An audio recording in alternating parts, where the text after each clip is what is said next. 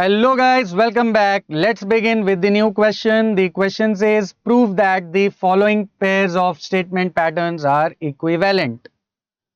And we are given with P or bracket Q and R and P और Q and P और R. मतलब हमें इस वाले स्टेटमेंट को और इस वाले स्टेटमेंट को लॉजिकली इक्विवेलेंट प्रूव करना है. And in order to prove them, first of all, we have to make the truth table. So let's begin with truth table. अब देखिए ट्रूथ टेबल में एज यू ऑल नो कि सबसे पहले आपको ये आइडेंटिफाई करना है कि ये जितना भी पैटर्न दिया उसमें ओवरऑल कितने इंडिविजुअल स्टेटमेंट्स हैं. तो ओवरऑल इसमें 3 इंडिविजुअल स्टेटमेंट्स है P, Q, R. करेक्ट. तो सबसे पहले कॉलम में will make P, then Q and then will have R. उसके बाद यू हैव टू चेक कि क्या कहीं पर कोई इंडिविजुअली इन स्टेटमेंट्स के साथ नेगेशन है. तो नो नेगेशन एट ऑल. तो हमको इंडिविजुअली इनके नेगेशंस बनाने की कोई जरूरत नहीं है. नेक्स्ट हम क्या चेक करेंगे, ब्रैकेट. तो as far as left hand side is concern उसके लिए सिर्फ एक ही ब्रैकेट है, that is Q and R. तो let's have that bracket Q and R. और फाइनली ये ब्रैकेट बनने के बाद हम ओवरऑल ये जो हमारा लेफ्ट हैंड साइड है इसको हम एज इट इज यहां पर कॉपी कर सकते हैं. करेक्ट. P और Q एंड R. अब राइट हैंड साइड की या सेकंड स्टेटमेंट की जहां तक बात है तो उधर पे दो ब्रैकेट्स हैं. पहला ब्रैकेट है P और Q, let's make it. And second bracket is P और R, let's have it also P और R. और फाइनली इन दोनों ब्रैकेट के साथ हमें क्या चाहिए, एंड. तो फाइनल कॉलम में हम ये जो भी हमारा स्टेटमेंट है इसको एज इट इज कॉपी कर लेंगे. राइट.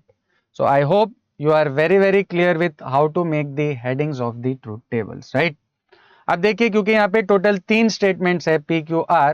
तो P Q R 3 स्टेटमेंट्स के लिए जो स्टेटमेंट ऑप्शंस होते हैं वो फिक्स्ड है. P के लिए क्या ऑप्शंस हो जाएंगे, T T T T F F F F. then for Q you have T T F F T T F F and then for R you will be having T F T F T F and T F. तो whenever you have P Q and R 3 individual statements, ये जो आपका pattern है ये fixed रहेगा. Right.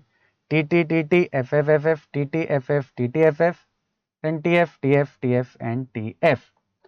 अब इसके बाद you have to concentrate on the rules of logical connectives. These are the 5 rules. Right. अब देखिए फोर्थ कॉलम में हमें क्या चाहिए, Q एंड R, मतलब सेकेंड और थर्ड कॉलम का कंजंक्शन. And meaning conjunction. और कंजंक्शन या एंड के लिए क्या रूल है, if both this statements are true then only it is true, otherwise it is false. तो let's check one by one. पहला हो जाएगा T and T, T and T will be T. Then T and F, F F and T, F F and F, F T and T same है, दोनों true है, T आ जाएगा. T and F, F F and T, F F and F also F. जहां पे दोनों true है वहीं पे आपको क्या मिलेगा, ट्रू मिलेगा. तो यहाँ पे दोनों ट्रू से ट्रू और यहाँ भी दोनों ट्रू थे तो ट्रू मिल जाएगा. राइट. अब जो हमारा फिफ्थ कॉलम है दैट इज P और Q एंड R, मतलब column number 1 and column number 4 का डिसजंक्शन. और का मतलब क्या होता है, डिसजंक्शन. तो फर्स्ट और फोर्थ कॉलम का हमें डिसजंक्शन चाहिए.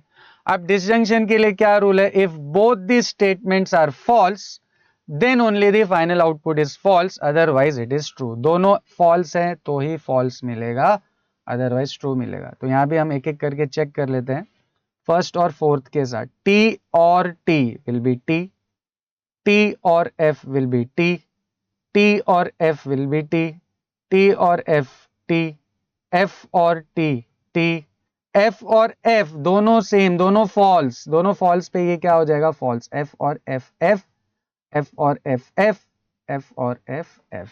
राइट. तो ये हमारा स्टेटमेंट पैटर्न जो है उसके ऑप्शंस मिल गए हमें लेफ्ट हैंड साइड के लिए. राइट. ये हमारा लेफ्ट हैंड साइड था. अब नेक्स्ट कॉलम है P और Q, मतलब फर्स्ट और सेकंड कॉलम का डिसजंक्शन. अगेन डिसजंक्शन के लिए रूल क्या है, दोनों फॉल्स है तो ही फॉल्स होता है, अदरवाइज होता है ट्रू. तो let's check one by one. T और T will be T, T और T will be T, T और F will be T, T और F will be T, F और T will be T, F और T will be T, F और F दोनों false तो false. Again F और F से ये आ जाएगा false. Next we need to find P और R. सेम वही रूल डिसजंक्शन का, P और R column number 1 and column number 3.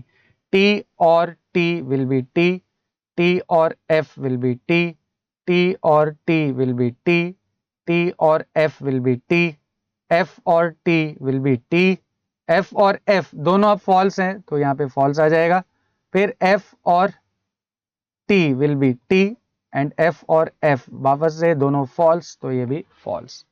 और फाइनली जो हमारा 8th कॉलम है उसमें हमें P और Q एंड P और R मतलब कॉलम नंबर 6 और कॉलम नंबर 7 का चाहिए conjunction and what is the rule for conjunction? Yes, अगर दोनों ट्रू है तो ट्रू, अदरवाइज होता है false.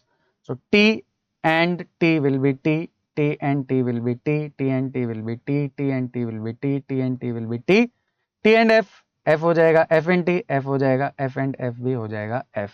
Now you can clearly see entries of column number 5 and entries of column number 8 are exactly the same, they are identical, and therefore we can say that P or Q and R is logically equivalent to P or Q and P or R.